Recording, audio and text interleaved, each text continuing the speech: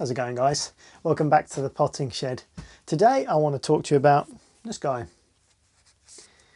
This is a Calathea or Calathea, and this one is Picturata. It's also known as a silver Calathea, Argentea. There's a few different names, there usually is, but it is Calathea. And I've just been down at my local garden centre and I saw this guy.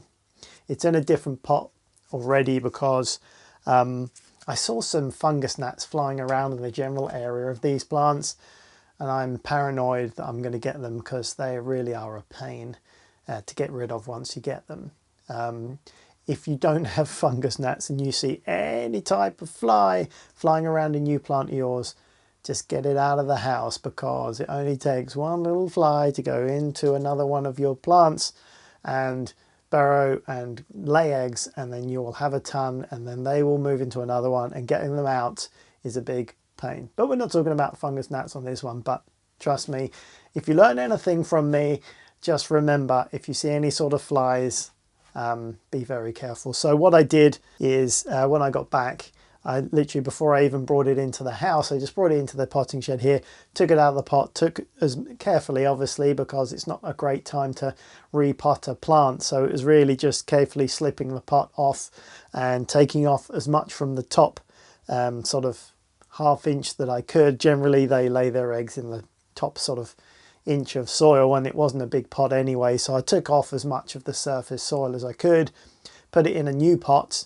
put some fresh compost around it, so it's in a different situation now, and that pot and the remaining compost went into the bin out of the way, so nothing's come in the house that could potentially cause a problem in my house, because you only need to get fungus gnats in your home once and you'll be very, very careful from there onwards. Trust me, if you don't get them, then you're very lucky, because they are a pain. They come in on new plants. This is what happens, unfortunately.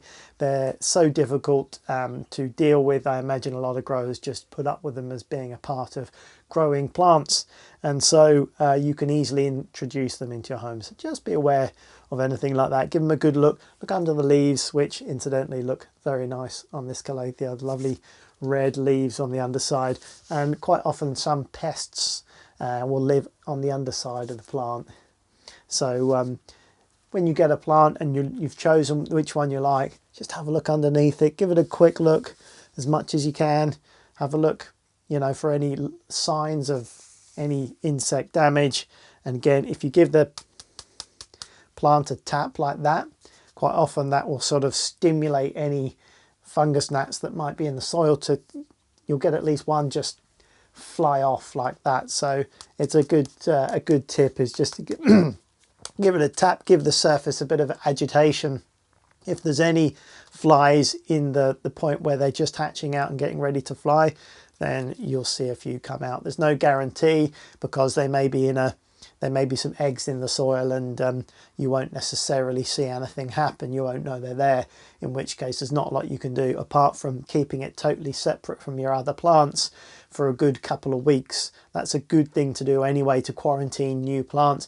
Keep them separate, and then if you see something later on, they're away from your other plants, you can deal with it just with the one plant. And then once you're got control of it, so to speak, then you can introduce them to the rest of them. It's not easy. Not everyone has enough space to be able to keep a plant on its own completely away from all the rest of them, but if you can, it's good sense to do so for sure.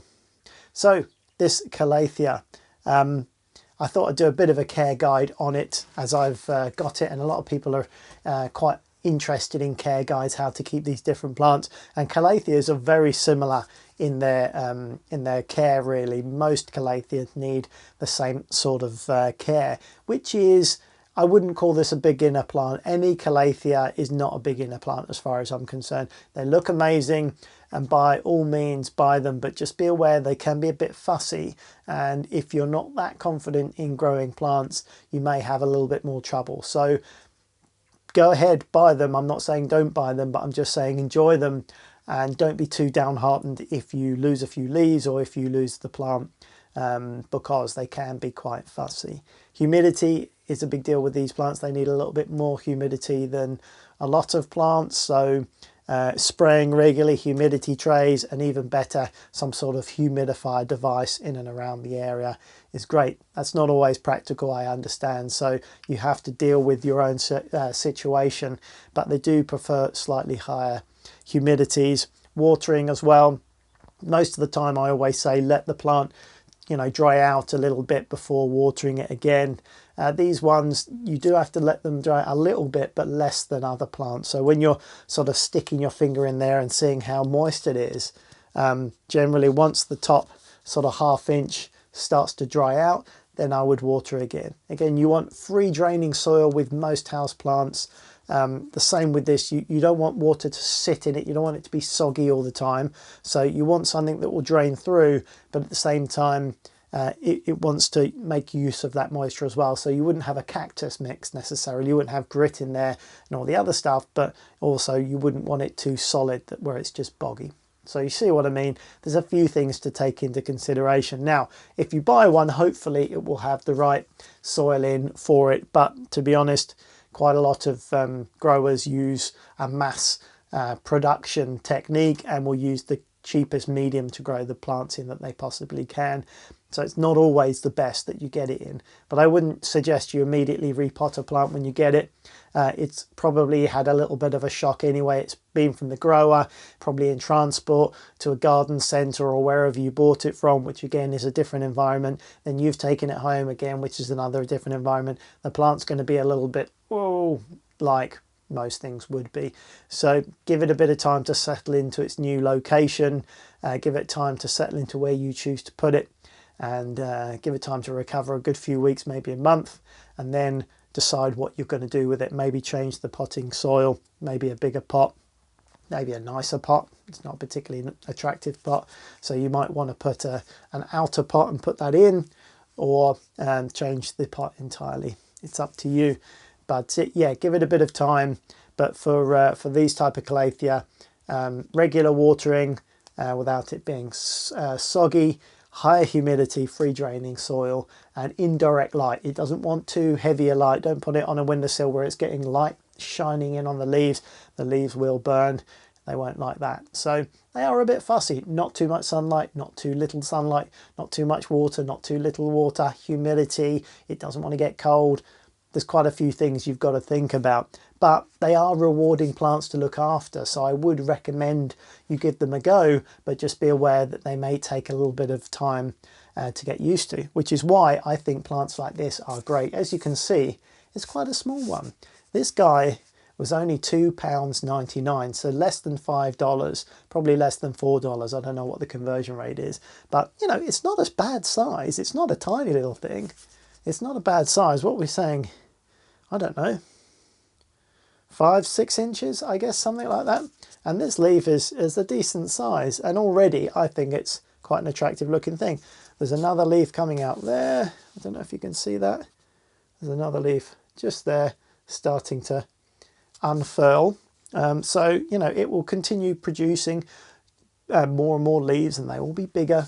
And so eventually it will become a nice plant. But if you bought a fully grown, mature, adult Calathea, you would pay £15 to £30. So, up to $40 for a plant. If you went to a high-end trendy garden centre or a houseplant shop, could even be as much as $50 for a really full plant. So, if you are not as confident with houseplants and you're still learning, these are a great chance, because you're not losing too much money if you make a mistake and it dies, or it just dies anyway because it's a fussy houseplant.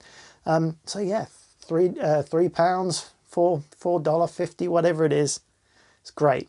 You can enjoy the plant, learn some more skills on how to look after them, and it's not costing a lot of money. And I'm only looking now. There's 2 plants here. There's 2 small ones here. So actually, and even maybe even you could say a third. So actually, obviously you can leave it in the pot and it'll grow up and look cool. You could actually get 2 separate plants out of this and divide them, take these 2 and put them in separate pots.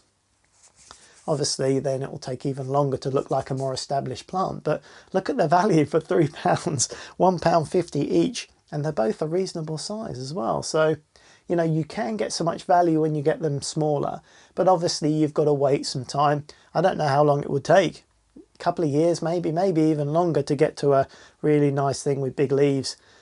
So you've got to think, what's more important, the final looking thing in your room, or enjoying it, watching it grow up and looking after it and getting to know it. But certainly if you're really addicted to houseplants and you want to grow more and you don't have the budget to spend $30 a go, $40 a go for these big ones that are ready to go, there are other options. So just something to think about. This guy was cheap. In fact, I'll probably do another whole video about buying cheaper houseplants, because that's an interesting subject. Anyway, this guy, super cheap and worth getting into, because I think they really do look nice. Let me just give you a close-up of this guy so you can see beautiful leaves, beautiful underside to the leaves as well, really nice markings, and as the leaves get bigger, you know, these markings will get more pronounced as well. So it's a lovely looking plant. So there we are. This is my show and tell for today. Give it a go if you're interested for yourself.